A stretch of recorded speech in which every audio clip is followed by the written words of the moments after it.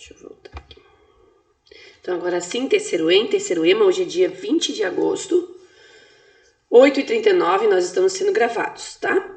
Pra gente disponibilizar o vídeo depois pra vocês lá. E como eu tava falando pra vocês, então, a gente já tá com as notas na mão lá, bonitinho, tudo certinho. Se alguém tem alguma dúvida, se tem alguma coisa errada, vocês hoje no final da aula, dá um tempinho aí e me informa para eu poder saber o que é, para eu poder corrigir, tá? Então, por favor, assim, ó, porque a gente tem mais 2 bimestres, sendo que o último termina lá na última semana, é de verdade essa história de dezembro, tá? Nós teremos aula, assim, até antes do Natal, e aí nós temos aula entre o dia 26 ali e o dia 28 de dezembro ali, 26, 27, 28, também tem aula, que são as nossas recuperações. Então, assim, ó, qual eu aconselho vocês, assim, ó, se você dar um conselho legal hoje, capricha nesses próximos bimestres para que vocês não tenham que ficar esses dias, assim, ó, esse nosso ano já tá todo tão atípico, né? Tão esquisito, ainda ter que ficar aqui tendo aula entre Natal e Ano Novo, eu acho que seria assim, para fechar o ano de forma quadrada. Então, tentem fazer de tudo para não ter que ficar com esse compromisso lá no final do ano, tá? Certo? Assim, ó, façam uma forcinha. Eu sei que vocês já estão tudo exausto do tanto de aula, do tanto de ficar na frente de tela de computador, de celular. Eu sei que vocês estão cansados de prova, mas faz mais esse esforço, porque ele é para vocês assim, ficarem mais tranquilinhos lá no final do ano, tá? Então vamos lá, vou fazer minha chamadinha aqui com vocês. Deixa eu só ver uma coisinha aqui.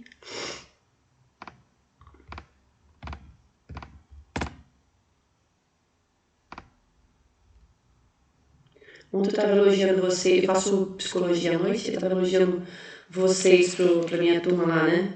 Eu falei assim, ó, esse terceirão assim, os caras estão dando sangue deles, porque terceirão já é uma coisa assim que é uma encrenca, né? Então vamos lá, teve algumas pessoas que me deram bom dia aqui por último, te dar um oizinho. A Duda, a Samara, o Rolling, bom dia para vocês também, tá, meus queridos? Eu vou fazer chamada e alguns de vocês eu já consegui pegar aqui pelo nosso bom dia, mas eu prefiro que vocês me dêem um okzinho ali de novo, porque como é muita gente, né, são 2 salas de aula juntas, e eu preciso realmente assim ter o controle certinho, porque eu passo as fotos para a Jaque.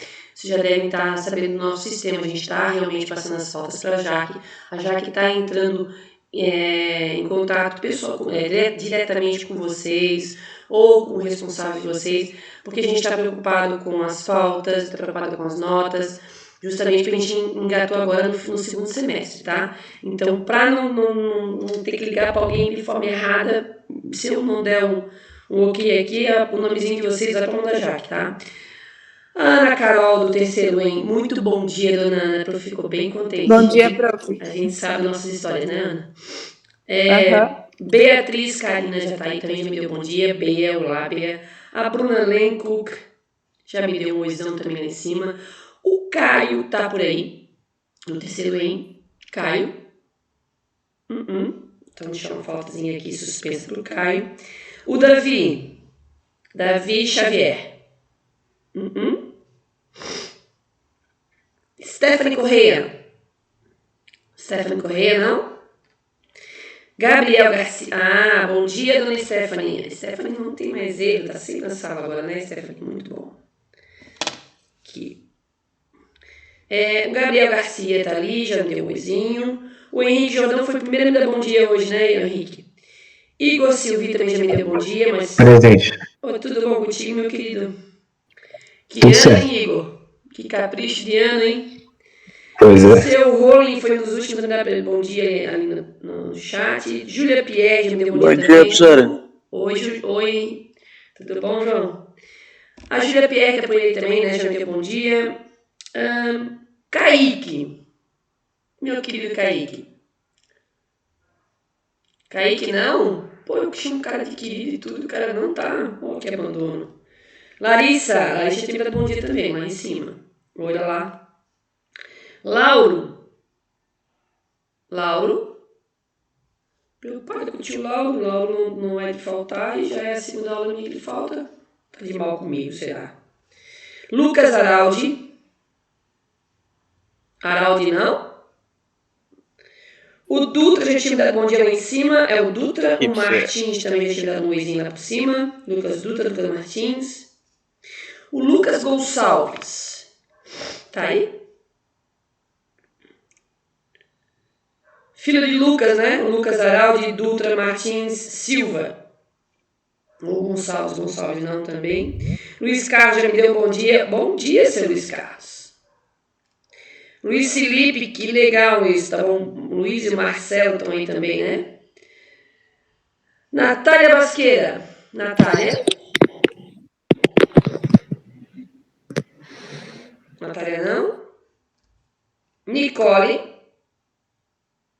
Oi, Caio. Já tô consertando aqui pra ti, tá? Já arrumei lá em cima.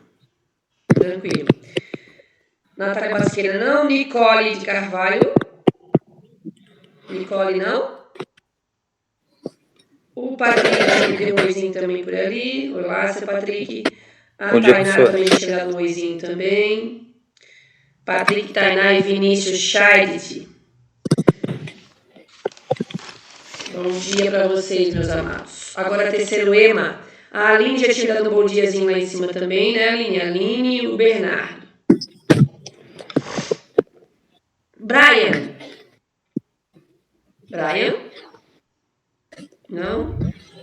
Camille já tinha dado um oizinho lá por cima também. Cecília. Titi. Cíntia. Oi, Cíntia. A Dani também já tinha dado um olho lá em cima. A Duda também. Emily. Não. Eric.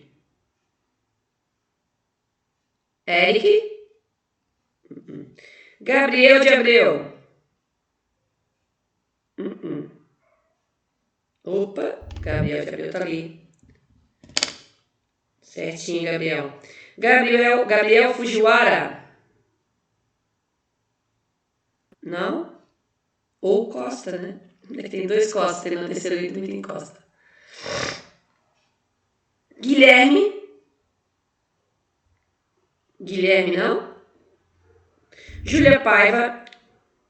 Júlia Sayumi. Júlia Wengartner. Opa. Bom dia, meninas Júlias. Júlio. Bom dia, Júlio. Emily, já tô arrumando lá em cima, tá? Já botei presença pra você. Tá? Sami, não cheguei em ti. Kiara não. Leonardo não. Letícia. Oi, Lê. Luiz Otávio.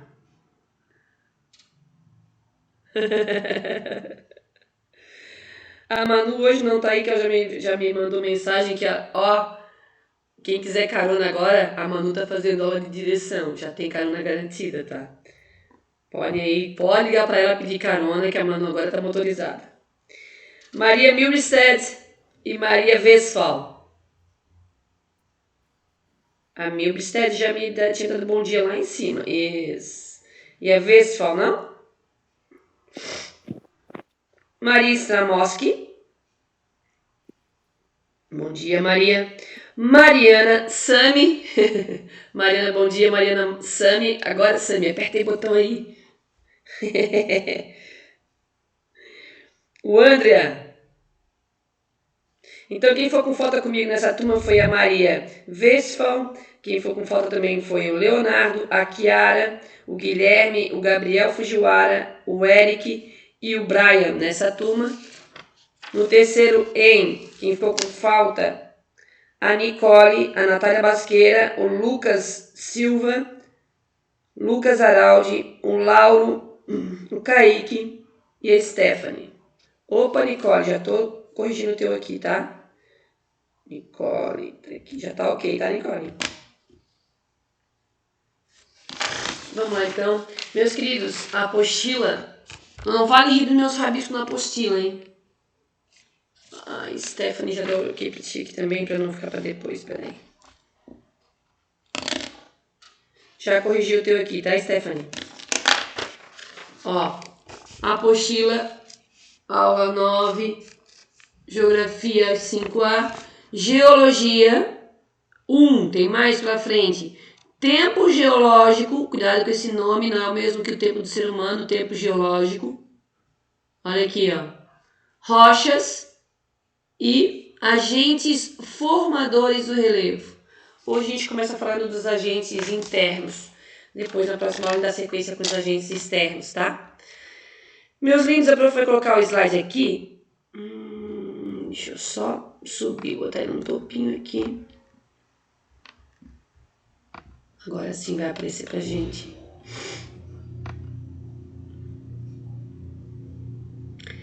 Por favor, alguém faz a gentileza pra prof de me informar se o slide já tá em tela ampla pra vocês, se ele tá tranquilo aí, tá aparecendo pra vocês?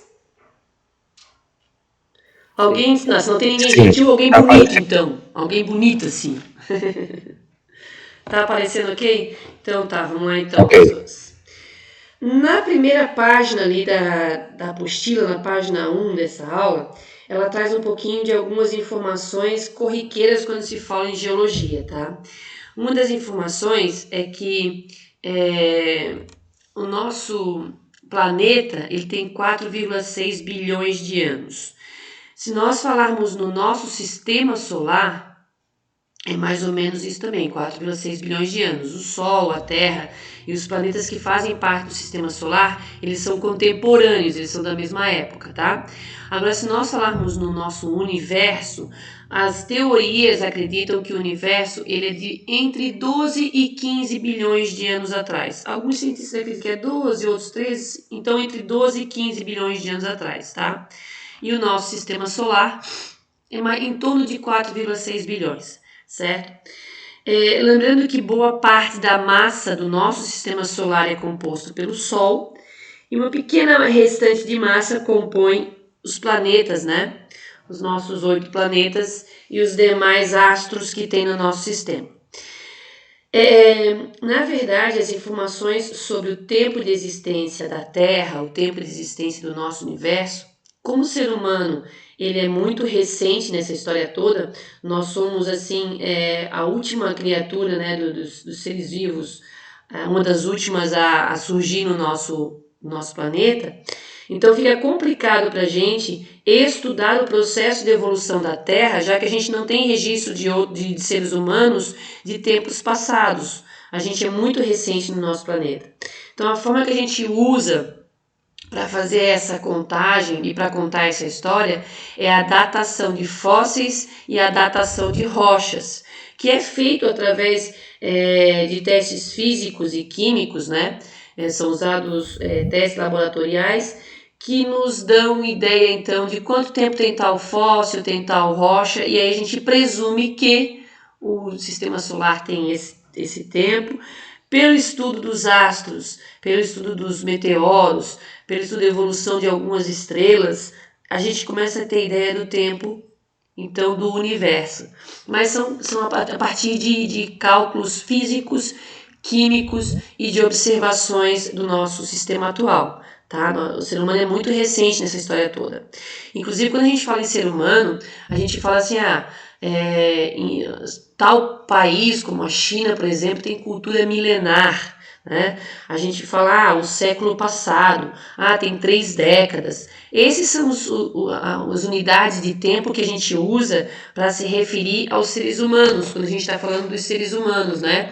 Décadas, séculos, milênios. Só que quando a gente está falando em tempo geológico, nós estamos falando da Terra, que tem 4,6 bilhões de anos, décadas, séculos, não cobrem a informação, fica muito curto, né? Então, para isso, a Terra foi dividida em 2 grandes grupos, que são os éons, depois vamos dar uma olhadinha ali no quadro do tempo geológico, né? E foi dividida também em eras, períodos, épocas e idades. Quem fez essa classificação foi John Lawrence Coop. Ele era um geoquímico estadunidense e ele divulgou, ele fez essa datação e não foi assim ao acaso, tá? Foi usando justamente os estudos físicos e químicos feitos em rocha, fazendo as datações, que ele conseguiu compartimentar o tempo geológico, né, o tempo da Terra, nessas unidades aqui, certo? É claro que nem todos os cientistas compartilham dessa ideia. Existem alguns cientistas que são contrários a essa informação, mas é a mais aceita nos órgãos internacionais que tratam de geologia, certo? Nessa mesma página, ali na página 1, a gente tem ali o termo, olha aqui, ó, a gente já ouviu falar bastante sobre isso, Pangeia, né? Quando nós tivemos um supercontinente, um grande continente, na verdade o Pangeia, ele foi mais do que supercontinente, né? Acredita-se que era a união de todas as terras que estavam imersas para fora da água, eles formavam o Pangeia. E em volta do Pangeia, nós tínhamos o Pantalassa, né? Com o decorrer do tempo, a gente vai ver depois os agentes internos, nós vamos entender por quê, o Pangeia se dividiu em duas partes. Ele se dividiu em Gondwana, que é a parte sul, e Laurásia, que é a parte norte. Tá? Então, ali na página 1, ó, acima daqueles globinhos ali, que mostram justamente a distribuição dos continentes, a divisão, né? A gente vê que há 225 milhões de anos atrás nós éramos um único continente, dividiu em Laurásia e Gondwana. Depois de 65 milhões de anos nós tivemos uma outra fratura grande, e aí a gente tem o globo terrestre ali, como a gente vê, como a gente está acostumado na atualidade, certo?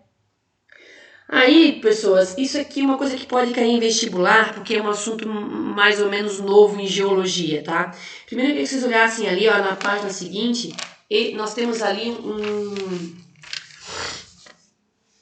deixa eu até botar um pouquinho aqui com vocês, olho no olho, né? Pra gente poder falar um pouquinho disso aqui, ó. Esse aqui, na página seguinte, ó, ele é o quadro, a tabela que fala sobre o tempo geológico. Então ele traz bem aqui no cantinho aqui, ó, os éons, e ele traz na sequência aqui, ó, os éons, as eras, os períodos, as épocas. Vocês estão vendo aqui, ó?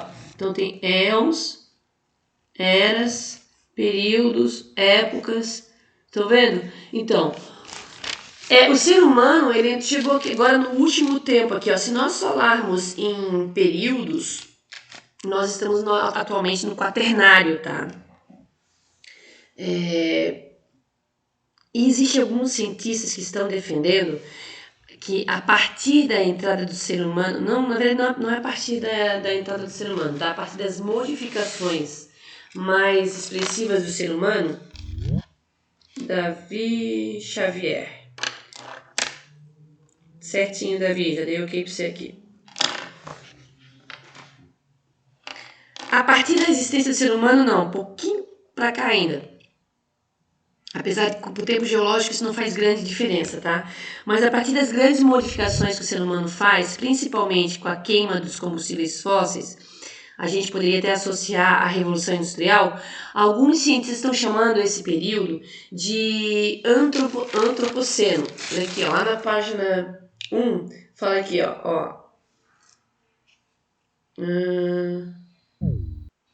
Aqui, ó. Aqui embaixo, aqui, ó.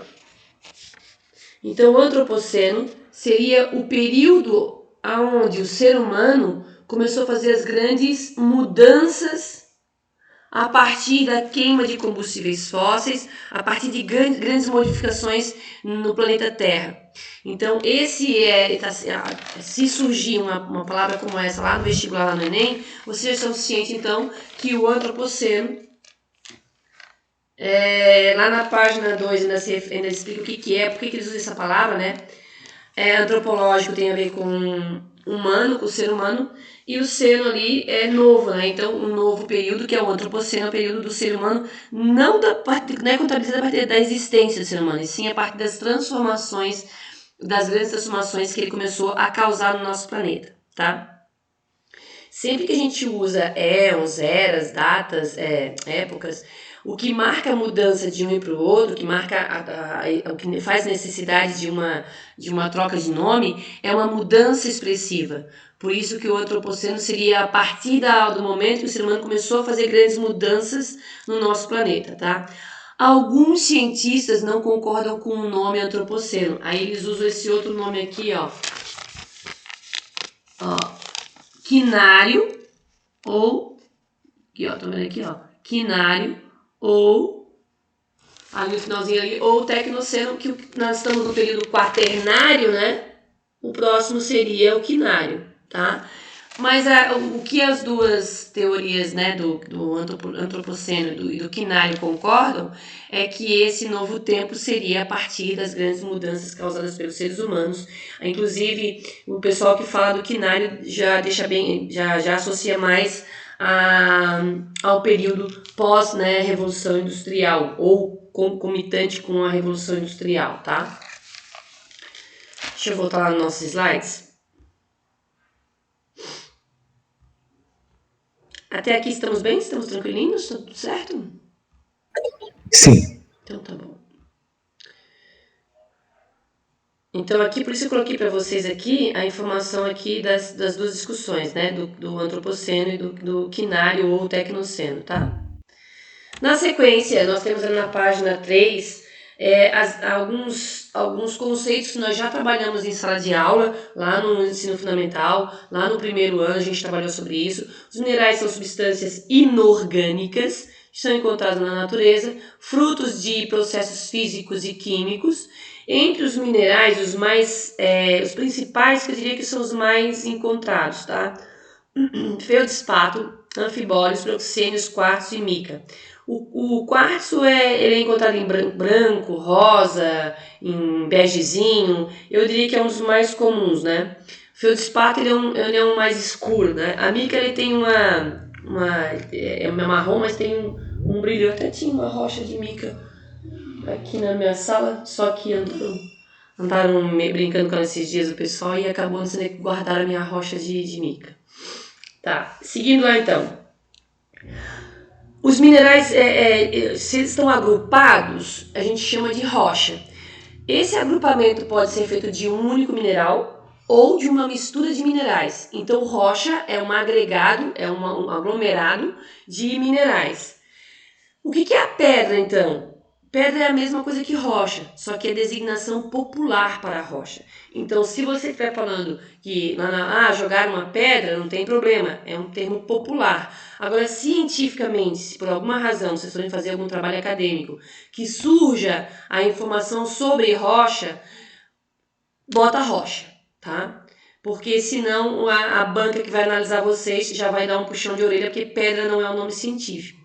Pedra é uma designação, é um consenso popular. E que cientificamente a gente tem que usar, quando a gente vai fazer um trabalho acadêmico, científico, você tem que usar o nome científico, então é rocha, tá?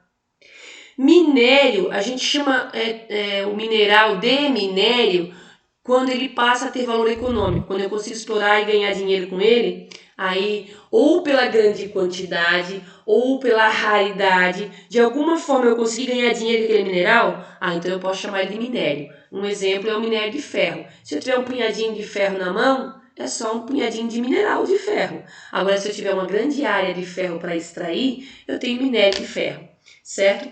Jazidas é onde a gente tem a concentração desses minérios, é onde é feita a extração para ganhar dinheiro, né? Jazida de ouro, jazida de esmeralda, jazida de ferro, né? Alguns chamam de bancos de minerais, depósito de mineral, mina de mineral, campo de mineral, tá? Mas o nome correto, banco, reserva, depósito, mina de minério, né? Não de mineral, de minério. Sempre que falar jazida, está associada a minério, a extração de riquezas, tá?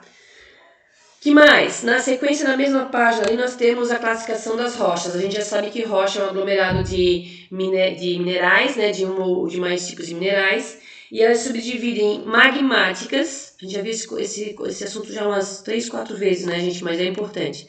As magmáticas, que também são chamadas de ígneas, as sedimentares e as metamórficas. Então aqui, o primeiro grupo aqui, as magmáticas ou ígneas, são formadas a partir do resfriamento do magma. Quando resfria fora da terra, saiu lá do buraco lá, virou, né, tá escorrendo pelo vulcão, a gente já chama, em vez de magma, eu usei o mesmo termo aqui para associar aqui em cima, tá? Mas saiu para fora da crosta, a gente vai chamar de lava, e a gente vai dar origem a rochas extrusivas, essa palavrinha aqui está associada a externo, tá? Extrusivas ou vulcânicas. Ela é do tipo ígnea vulcânica, ou pode falar que é do tipo magmática vulcânica ou extrusiva. Se o magma resfriou dentro da crosta, a gente fala que é uma rocha magmática plutônica ou magmática intrusiva, tá? O resfriamento aconteceu dentro da crosta. Aqui nesse primeiro desenho, já tem as duas informações, na verdade. Ó. Aqui, ó, a rocha magmática intrusiva, que é a plutônica, e aqui escorrendo por fora do vulcãozinho, ó, vai dar origem à extrusiva vulcânica. Então aqui fora eu vou ter extrusiva vulcânica. Aqui dentro da crosta vai resfriar e vai dar origem à plutônica. Segundo tipo de rocha, lá na página 3 ainda, as sedimentares, tá?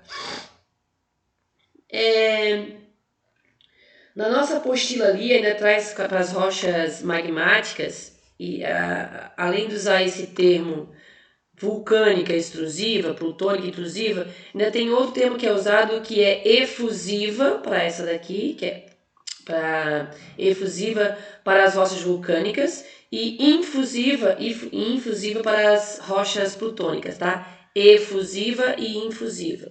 Os termos mais comuns são esses aqui, mas eu posso usar o termo efusiva e infusiva, tá? As rochas sedimentares, tem que entender o que é sedimento. Sedimento é um fragmento de rocha, um pedacinho de rocha. Esses pedacinhos de rocha são extraídos de outras rochas através do vento, da chuva, e esses pedacinhos de rocha eles vão sendo deslocados para as áreas mais baixas. Vão se acumulando. Os sedimentos que estão em cima vão pesar em cima dos sedimentos que estão embaixo. E vai fazer com que os sedimentos que estão embaixo eles se compactem. Essa compactação, essa pressão que é exercida em cima desses sedimentos, eles vão formar uma outra rocha que é a rocha sedimentar. Esse processo é chamado de diagênese, tá, pessoal? Diagênese. Eu já ouvi cair esse termo no vestibular e o pessoal fica se quebrando. O que é a diagênese? É a compactação de sedimentos que dá origem às rochas sedimentares, tá? As rochas sedimentares, elas são não só o acúmulo de pedacinhos de rocha, de sedimentos, mas também acaba indo matéria orgânica. E é nessas rochas que nós encontramos os fósseis, que nós encontramos os combustíveis fósseis como petróleo, gás natural, xisto. Então são nas rochas sedimentares, não adianta procurar petróleo em rocha magmática que você não vai encontrar. É lá na rocha sedimentar, tá? E aí na página 3 tem a divisão das rochas sedimentares. Nos outros anos nós íamos até aqui, né, com vocês. Agora tem mais essa informaçãozinha aqui, ó. As rochas sedimentares elas se dividem em 3 grupos de acordo com o material que a compõe e a forma como ela ocorre, né? Então ela é chamada de detrítica quando ela é formada só de pedacinhos de rocha, só de sedimentos de rocha. Um exemplo é o arenito. Ela é chamada de rocha sedimentar orgânica quando ela é formada por sedimentos de origem biológica, ou seja, por sedimentos provenientes de vegetais ou animais, tá? Exemplo, carvão mineral, certo? E ela é chamada de rochas sedimentares químicas quando ela é originada por processos químicos, como por exemplo, o sal, a gente chama de salgema. Salgemas são rochas de sal. Nas salinas é muito, né? A gente tem aqueles pedaços de rocha de sal gigante, de pedra de sal gigante, né? Vou falar o termo pedra para ficar mais acessível ao cérebro de vocês. O que acontece nas rochas, por exemplo, de sal, né? E nos oceanos, nas bordas, tem áreas que a gente tem grande evaporação, evapora a água, fica para trás o sal. Esse sal acaba se juntando, se grudando e formando, através de processos químicos, aí formando a salgema, a rocha feita de sal, tá? O terceiro grande grupo de rochas são as metamórficas. Eu tinha uma rocha e essa rocha, por alguma razão, quais são as possíveis razões? Por exemplo, um terremoto que faça a rocha sacudir e entrar em atrito com outra. Vai ter pressão e vai ter calor. Um movimento de placa quando uma raspa na outra. Vai ter pressão e vai ter calor. Então, sempre que uma rocha ela é submetida a grandes pressões e grandes temperaturas, ela aquece tanto que ela fica flexível, maleável. E aí você vai ter deformações, alterações, inclusive pode ter alterações na estrutura, na composição mineralógica, tá? Então, essas rochas metamórficas, ela já existia, já era uma rocha que podia ser uma sedimentar, podia ser uma magmática, e ela passou por pressão e calor e sofreu uma transformação. Então, ela é chamada de rocha metamórfica, certo? Deixa eu só ver aqui. Aqui nós temos, dá uma olhadinha nessa imagem aqui, ó. Vocês estão vendo que aqui olha meu cursor aqui, ó. Eu tenho uma entrada de um duto de magma aqui, ó. Então esse magma aqui, ó, ele se introduziu aqui, ó. Então eu tenho um caminho, um duto de magma. Esse caminho de magma que entrou aqui acabou forçando essas rochas aqui, ó. Pela proximidade, essas rochas aqui aqueceram a alta temperatura e elas foram empurradas, né? Então ela ficou maleável, ela sofreu pressão e sofreu calor. Então aqui eu tenho uma área de rocha metamórfica. Aqui eu tenho duas placas, ó, essa placa está se enfiando por baixo dessa outra placa. A mesma coisa, vou ter temperatura e vou ter pressão. Também vou ter transformação de rocha, tá? Eu vou ter a rocha metamórfica. Aqui a gente tem um exemplo que é o xisto, né? Teve aqui a transformação também. Então as rochas metamórficas são rochas. Aqui todos esses dobradinhos aqui, ó. Estão vendo esses dobradinhos? A gente está falando então das rochas metamórficas, tá? Aqui tem um exemplo de rocha metamórfica para mostrar para vocês, ó. Olha como tá dobrado aqui, ó. Imagina o calor para tornar ela maleável e imagina a força para dobrar ela desse jeito, né? Certo? Nessa mesma página 4, lá no sexto ano e no primeiro ano do médio, a gente fala sobre o ciclo da água, né? Que a água evapora, condensa, precipita, chove, né? Escorre pela superfície. Aquele lá a gente chama de ciclo da água, o ciclo hidrológico. Aqui nós estamos mostrando para vocês o que a gente chama de ciclo das rochas, né? O ciclo das rochas, nada mais, ou também chamado de ciclo petrológico, tá? Olha esse nome, petrológico, petros, rocha, né? Então esse ciclo petrológico ou ciclo da rocha nada mais é que as diferentes etapas que uma rocha pode passar. Ó, então eu tenho aqui o magma resfriou, deu origem a uma rocha magmática. Essa rocha magmática, se ela sofrer grande pressão e temperatura, ela vira uma metamórfica. Mas se ela for desgastada e virar sedimento, ela pode depois dar origem a uma rocha sedimentar. Essa rocha sedimentar, ela pode virar sedimento de novo, desgastar, ou ela pode passar por pressão e temperatura e se transformar numa metamórfica. A metamórfica, por sua vez, pode passar pelo processo de desgaste e virar sedimentos, ou a rocha metamórfica pode, por alguma razão, se aproximar tanto do calor que derreta e vira magma de novo através da fusão.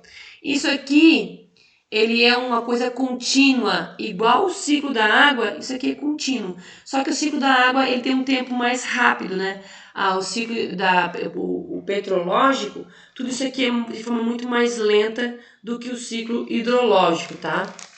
A gente está falando às vezes de milhares, milhões, bilhões de anos, tá? Na sequência aqui, lá na página 5, nós vamos falar um pouquinho sobre as camadas que compõem a Terra. Isso aqui vocês estudam desde o Fundamental 1, né? Agora são os anos iniciais, mas na época de vocês é Fundamental 1. Então nós temos aqui, ó, essas duas partes aqui centrais, núcleo interno e núcleo interno e núcleo externo, essas duas partes aqui, ó. Lembrando que o núcleo interno, ele é chamado de núcleo interno, também chamado de NIF.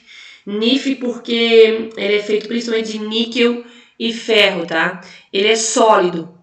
mais interno da Terra, ele é sólido, certo? Essa parte aqui do núcleo, que é chamado de NIF, núcleo interno, também é chamado, o próprio núcleo como um todo é chamado de barisfera, tá?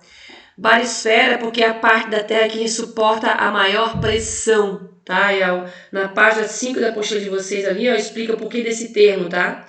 Ele recebe milhões de vezes maiores a pressão dentro da Terra do que no núcleo, do que na atmosfera. Por isso que ele também é chamado de barisfera. E o núcleo aqui é interno e núcleo externo, sendo que o interno também é chamado de NIF, porque ele é composto principalmente de níquel e ferro. Já o núcleo externo, ele é líquido, o interno é sólido. O núcleo externo é líquido e a composição dele principal aqui ele também tem a níquel e ferro, mas existem outras substâncias, tá? O núcleo externo ele é mais líquido do que o próprio manto aqui, tá? Se pensar em fluidez, essa aqui é a parte mais fluida que tem do nosso interior, o núcleo externo. E depois nós temos ali o manto. O manto, aqui a gente tem a parte do núcleo e a gente tem aqui o manto. No manto é que a gente observa as famosas células convectivas, ou correntes de convecção, ou correntes convectivas, que nada mais é do que aquele movimento circular do magma, né? Então o magma mais aquecido que está aqui próximo do núcleo fica mais leve, ele sobe. Quando ele se afasta do núcleo, ele resfria, fica pesado, desce, fazendo um movimento circular contínuo, tá? Aqui tem outra célula convectiva. Aqueceu, subiu, resfriou, ficou pesado, desceu, aqueceu, ficou leve, subiu, movimento contínuo. Esse movimento aqui é o que faz com que essas placas aqui em cima, se movimentem. Nesse caso aqui, ela vai se movimentar nesse sentido. Aqui nós vamos ter um movimento nesse sentido. Então, isso faz com que essas placas aqui em cima, que fazem parte da crosta, se desloquem, tá? A gente fala que a parte superior do manto, onde acontece o deslizar, o deslocamento das placas, aqui, a parte bem do topo aqui do manto, a gente ainda dá um nome específico para ela, tá? É a astenosfera, onde acontece o deslizar das placas tectônicas, tá? Bem aqui no topo, tá? Então, a gente tem núcleo, temos manto. O manto também pode ser dividido, tá? Em manto inferior e manto exterior, tá? Ele também pode ser dividido. E aqui no topo, aqui no limite com a crosta, a gente chama de astenosfera, certo? Então, dá uma olhadinha ali, Desculpa, é inferior e superior, né? Eu falei externo, mas é inferior e superior, tá? E aqui em cima tem a astenosfera, essa última camadinha aqui, Então, nós temos aqui uma parte que é o manto inferior, manto superior, e o limite aqui a gente chama de astenosfera, onde tem o deslizar das placas tectônicas. Na página 6, nós temos ali a crosta, que é nada como se a Terra fosse um ovo, o núcleo seria a gema, a clara seria o manto, e a casca do ovo seria a crosta, com uma diferença que a nossa crosta ela não é inteiriça, né? Ela é feita por pedaços, né? E ainda a crosta a gente pode dividir, tá? Em crosta continental e crosta oceânica, continental e oceânica. A crosta continental, se vocês olharem lá na apostila de vocês, ela é a parte mais antiga da crosta e ela pode chegar a ter uma espessura de até 100 quilômetros. Aqui fala em 70 quilômetros, tá? Essas são as divergências que existem de cientistas mesmo, tá? Pensem de 70 a 100 quilômetros. E a crosta oceânica, ela é a crosta mais recente, nada mais é do que esse material aqui que foi deslocado para cá, né? Foi carregado por rios e tal, então ela é uma crosta mais recente. E essa crosta oceânica, a espessura dela é até 10 quilômetros, tá? É o máximo que se encontrou até hoje de crosta oceânica. Que mais? Se nós falarmos na crosta, a gente ainda pode dividir ela em cima, S-I-M-A, dá uma olhadinha na apostila de vocês, cima ou cial. A parte chamada de cima é a parte inferior da crosta. Essa parte inferior, esse nome cima, vem que a composição dela é mais de silicatos de magnésio, tá? Silicato de magnésio e ferro, tá? Já a crosta superior, ela é mais composta de alumínio, tá? Então a inferior tem magnésio e ferro e a superior é mais feita de alumínio. Por isso esses termos, eu prefiro associar, né? O nome vem justamente daí, né? Cima, magnésio, né? Silicato de magnésio, também tem ferro. E o cial é o silicato de alumínio, tá?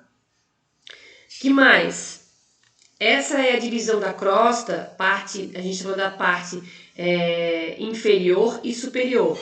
Nós podemos ainda pensar um pouquinho mais em dividir, quando a gente fala em crosta superior, a parte superior, ela pode ser subdividida em subsolo e solo. Então, o cial é dividido em subsolo e solo. Não cheguei a colocar aqui na apostila de vocês, está explicando ali, ó. Então, o cial, a parte superior da crosta, a gente subdivide em subsolo, que é a parte mais preservada da rocha, e no solo, que já é a parte da rocha que sofreu mais intemperismo, mais decomposição, que é mais feita de sedimentos, tá? Então, a parte do cial é subdividida em solo e subsolo. Deixa eu só chegar aqui um pouquinho para dar uma olhadinha em vocês.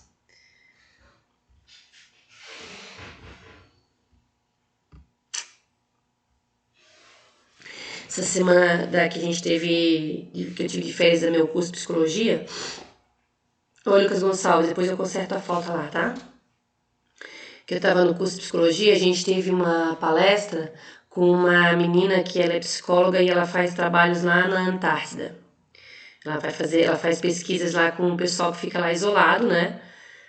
Para fazer acompanhamento psicológico e tal, né? E ela estava falando das pesquisas do subsolo da Antártica, né? Que eles tiram amostras, eles fazem escavações para tirar a amostra do solo, do subsolo e das partes mais profundas. Já se sabe de grandes riquezas, e as grandes riquezas, quando eu falo, não é só a existência de petróleo, mas como o solo da Antártica está coberto por gelo, ele acaba sendo preservado, ele traz muitas informações históricas, né? Ele conta a história do mundo através das camadas de solo e de rocha. Mas eu vim aqui para vocês agora, no olho aqui, para falar um pouquinho da última parte, da parte 6 ali, antes de entrar em relevo. Tem descontinuidade e tem equilíbrio isostático. Se eu tenho uma coisa, pegar uma bacia d'água, e se eu colocar um papel nessa bacia, ou alguma coisa de plástica boiando na bacia, ele está numa determinada altura. Se eu colocar uma bolinha de tênis, por exemplo, eu coloco a bolinha vai ocupar um volume, o que eu botei antes vai dar uma subidinha, né? Existe um equilíbrio que é de peso, de volume, que a gente coloca, dependendo do que está tudo que a gente fala assim de crosta, ele está em cima do magma, que é uma coisa que tem fluidez. Então, dependendo da crosta que eu tenho em cima desse magma, se é uma crosta mais espessa, se ela é uma crosta mais pesada, ela vai afundar mais. Quando ela afunda mais, a outra parte vai dar uma subidinha. E a gente tem aí, então, um equilíbrio, uma compensação de acordo com o peso, com o volume do material que está em cima dessa crosta. Esse equilíbrio, essa compensação que faz, é o que a gente chama equilíbrio isostático, né? Então, dá uma olhadinha lá na apostila, na página 6, lá na página 6, olha ali, ó. Teoria que defende a compensação das pressões entre crosta e manto. Quando uma porção da crosta afunda no manto, devido ao aumento da sua carga, a outra vai ser elevada. Por que eu estou querendo frisar isso aqui? Porque entre os movimentos de placas, a gente fala muito do movimento orogênico, que é choque de placa, separação de placa, uma placa passando pela outra. Mas nós temos também o movimento epirogênico, que é as placas subindo ou descendo. Esse subir e descer de placa verticalmente, ele é causado justamente por esse equilíbrio isostático aqui. Se eu tenho uma carga mais pesada, essa carga mais pesada vai afundar e a outra parte vai se elevar. Como é que uma crosta pode ficar mais pesada? Por exemplo, se eu tiver um vulcanismo, vai um duto de magma lá, sai, expele magma, esse magma vai se solidificar dando origem a rochas, vai ficar mais pesado. Tá? Então, eu vou ter mais peso nessa área, essa área vai ficar mais pesada, ela vai afundar. Se ela afundar, vai ter outra área que vai estar subindo. Um exemplo de área no nosso planeta que está subindo é a Noruega. A Noruega a gente fala que está soerguendo, ela está subindo. Existem outras áreas que, por ter acúmulo de sedimentos e tal, por estar numa região mais baixa, acaba recebendo muito sedimento, vai ficando com o acúmulo de sedimento, vai ficando mais pesada. Então ela vai afundar. Um exemplo de uma área no nosso planeta que está pesando, está afundando. Os Países Baixos. A Holanda, ela não só tem o complicador de estar no nível do mar, como ela tem o problema do aquecimento global que sobe o nível do mar e ela está num processo de aprofundamento, ela está afundando, tá? Então, esse equilíbrio de uma coisa pesada afundar e a outra para compensar se elevar é chamado de equilíbrio isostático, tá? Isostasia. Tá lá na página 6, lá embaixo, e no começo, na segunda coluna aqui, ó. Tá? Equilíbrio isostático tem aqui em cima, ó. Pra vocês, tá? Seguindo lá, pessoas. Na nossa crosta, entre as camadas, entre o núcleo e o manto, entre o manto e a crosta, nós temos algumas partes que são chamadas de descontinuidades. Essas descontinuidades nada mais são do que uma camada de transição. Uma camada de transição entre uma e outra, né? Entre as camadas, nós temos, na verdade, são 4 que são importantes, mas as mais importantes são essas duas aqui, a Morro e a Gutenberg. A Morro, na verdade, ela vem de Morovicic, que foi o cientista que defendeu essa descontinuidade. Ela fica entre a crosta e o manto. É uma área de transição entre uma e outra, tá? E a de Gutenberg, né, que fica entre o manto e o núcleo. É uma área de transição entre uma coisa e outra, tá? Que tem um pouquinho de uma coisa e um pouquinho de outra, certo? Que mais? Vamos falar um pouquinho de relevo agora? Ixi, nós não temos mais tempo. Nosso tempo já se foi. Deixa eu só marcar aqui. Deixa eu dar uma olhadinha aqui na chamadinha para ver se mais alguém entrou. Pessoal, até aqui a gente tem mais uns minutinhos ainda. Assim, a gente vai até 9h35, né? Mas eu queria só fazer o fechamento com vocês. Vocês estão com alguma dúvida? Até aqui a aula tá clara. Podemos continuar nesse ritmo? Tem que dar uma desacelerada, tem que fazer... A aula é para vocês, eu preciso da opinião de vocês. Como é que tá a situação das aulas? Tá indo bem? Vocês gostam desse formato com slides? Como é que Tá indo bem. Tá indo bem, já tá bem bom as aulas. Tranquilo? Vocês conseguem entender? Fica claro para vocês? Sim. Fica? A gente pode continuar nesse ritmo, nesse formato, então?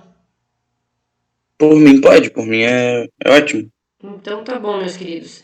Então assim, ó, agora são 9h27, a prof vai só ver se algum do pessoal que chegou um pouquinho mais tarde para corrigir a presença, e eu também gostaria que ficasse comigo o pessoal que tá com dúvida. Só tem muita gente na sala, tô envergonhada. Fica comigo mais um pouquinho. Aí a gente conversa, a gente tira as dúvidas, a gente esclarece algum pontinho que ficou para trás, certo? Não deixa nada para trás não, combinado? Então fica comigo aqui, tá? Os demais... Eu tive dúvida numa questão para tirar depois. Tá, a gente já conversa também sobre isso. É o Igor, né? É o Igor? Isso. Tá. Pessoas assim, ó, eu tenho orgulho, admiração e respeito por vocês. Vocês são um terceirão assim, ó, de ferro. Tenho certeza que vocês estão guerreando aí pra manter o ano de vocês de pé, tá? Por isso aqui, ó, beijão, meu carinho pra vocês, tá? Um bom resto de semana pra vocês aqui. E se vocês têm algum problema, alguma coisa que queiram conversar comigo também, me busquem também, que a gente vai ou pelo WhatsApp ou por aqui pelo WhatsApp e falar pra vocês assim, ó, que é na medida do possível, mas pode levar um tempinho, mas uma hora eu respondo, tá? Certo? O mais, se vocês não têm dúvidas, estão liberados, tá? 3E, 3E, 3E estão liberados. Só fica comigo quem tiver alguma dúvida. O pessoal que ficou com falta realmente foi o Kaique, que tá com falta. Deixa eu só afirmar aqui. Kaique ficou com falta. O Lauro tá com falta. Tchau, tchau, Henrique. Beijão. O Araldi também ficou com falta. O Gonçalves, acho que entrou agora, né? Entrou às 9h07, é isso, né? Oi, prof. Já tá ok aqui, tá, Gonçalves? A Natália Basqueira entrou? Tchau, Ana! Ana, ó. Fiquei felizaça que você entrou. Tá? Natália Basqueira? Não? Meus lindos, a prof tá muito contente com a presença de vocês, tá? O Brian, não? Eric? O Eric mesmo estaria muito quietinho se estivesse aí, né? Tchau, André, beijão. Tchau, Marcelo. Tchau, professora, até semana que vem. Tchau, até semana que vem. Tchau, Luiz, Dani, beijão.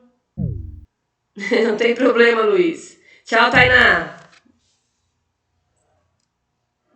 O Gabriel Fujiwara também foi com falta. O Guilherme também foi com falta. Tchau, Duda. A Kiara também ficou com falta. O Leonardo também tá com falta. A Manuzita já tinha me avisado. E a Maria Westphal também ficou com falta. Tchau, Davi. Beijão. Deixa eu ver quem é que tá aqui comigo na área ainda. Deixa eu botar aqui outro layout aqui, só pra eu ver quem é que ficou comigo aqui. Ops. Agora sim. Quem tá comigo é o Igor, o Luiz Felipe, o Luiz Carlos, a Júlia saiu, saiu. A Cecília, a Samara e o Luiz Otávio. Meus queridos, o que eu posso ajudá-los? É na apostila 4B, eu fiz as atividades ontem, aí eu tive algumas dúvidas. Deixa eu só pegar aqui comigo aqui. Deixa eu pegar, já deixei aqui de mão. Me dá a página, Igor. É a 4B, página 23. Aula 8. Qual é a questão? A 8.18. A última de assinalar. 8.18. Tá, deixa eu dar uma olhadinha aqui. Deixa eu só dar uma lidinha nela, tá? Igor, me dá um segundinho. Sobre o processo de consolidação e ampliação da União Europeia, é correto afirmar que... Qual foi a tua dúvida, só para já ir me adiantando? O gabarito diz que é a letra D, mas eu botei a letra B. Tá, deixa eu dar uma olhadinha aqui. A União Europeia vem recentemente estimulando as nações da União Europeia do Leste, Hungria, Eslováquia, República Tcheca, Albânia, né, a ingressar na entidade por temer que elas caiam sob o controle da Rússia. A União Europeia é uma das zonas mais ricas do mundo.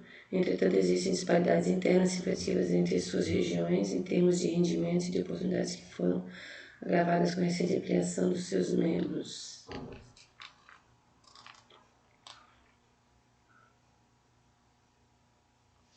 Tá, essa aqui é mais tranquila. Não, União Europeia.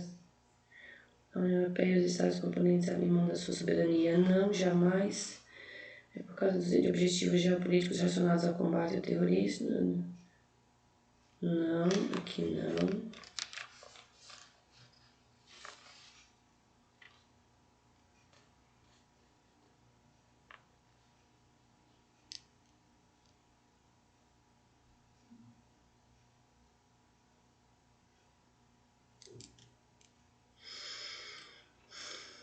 Na verdade, assim, Igor, ó, a tua letra B, eu concordo em partes com ela, sabe?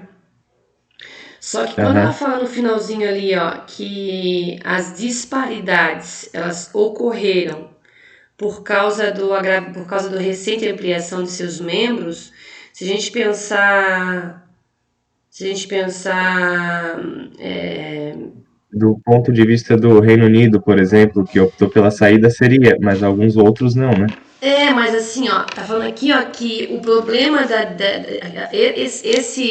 questão, essa alternativa fala assim, ó. Entretanto, existem disparidades internas. Disparidade seria diferenças na parte de rendimento e oportunidade entre os membros. Tá falando aqui isso, entendeu? Não tô dizendo que está certo. E ele fala que essas disparidades ocorreram principalmente depois das novas entradas. E a gente sabe que essas disparidades que existem no bloco, como a gente observou na crise da zona do euro, ocorreram com membros que são membros antigos da União Europeia, não são membros tão recentes assim, entendeu? Então não foi devido a essa ampliação que o bloco se tornou um bloco heterogêneo, que se tornou um bloco com pessoas com países com grandes oportunidades e países com poucas oportunidades. Então o agravante não foi isso. Agora eu vou ser bem sincera para ti. Eu não ouvi falar em nenhum lugar que a União Europeia está estimulando as nações do leste a entrarem no bloco. Até porque o bloco, nós temos alguns países que querem entrar e não conseguem justamente pela situação de instabilidade econômica, de instabilidade política. Então, para mim também não está certa a letra D, porque eu não ouvi em lugar nenhum que o bloco estivesse estimulando, convidando esse povo para fazer parte com medo que a Rússia quisesse tomar o controle. Então, o que a Prof vai fazer, eu vou dar uma olhada nisso agora, depois da nossa aula, e aí eu te dou um retorno, pode ser? Porque para mim, nenhuma nem a outra estão correta. A tua ali, porque justamente fala que essa disparidade começou depois da ampliação, sendo que as maiores disparidades que ocorreram, como a Grécia, Portugal, Espanha, que tiveram problemas econômicos ultimamente, não são as últimas entradas do bloco, né? E essa outra parte ali é que eu não ouvi em nenhum lugar que a União Europeia estivesse abrindo, convidando, estimulando esses outros a fazer parte. Aí depois eu vou dar uma olhadinha e estudar de onde é que veio essa informação ali e te dou um retorno, pode ser? Tá bom, pode ser. Obrigado, professor. E aí, se puderes fazer um favor pra mim, ô Igor, vai no meu privado lá do Whats e dá uma cutucadinha em mim, põe lá só a página e a questão lá pra eu depois dar uma olhada pra não esquecer. Beleza, eu já boto aqui. Então, tá bom? Obrigado, professora. Tchau. Até semana que vem. Beijão. Bom final de semana. Pra ti também.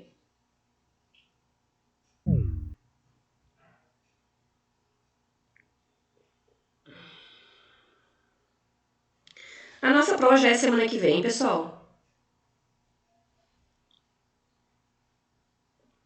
Alguém tá com calendário de prova aí? Não? Ô Luiz, eu não tô com meu calendário de prova aqui ainda. Eu acho que não é semana que vem nossa prova. A professora não definiu ainda. Mas se eu olhar e for definido, eu coloco lá no WhatsApp de vocês, tá bom? Pode ser? Tá, Luiz? A prof vai dar uma olhadinha e a prof vai estar no WhatsApp, tá bom? Bom final de semana pra você. Amanhã tem aula ainda, né? Tem sexta-feira ainda. Tchau, Luiz.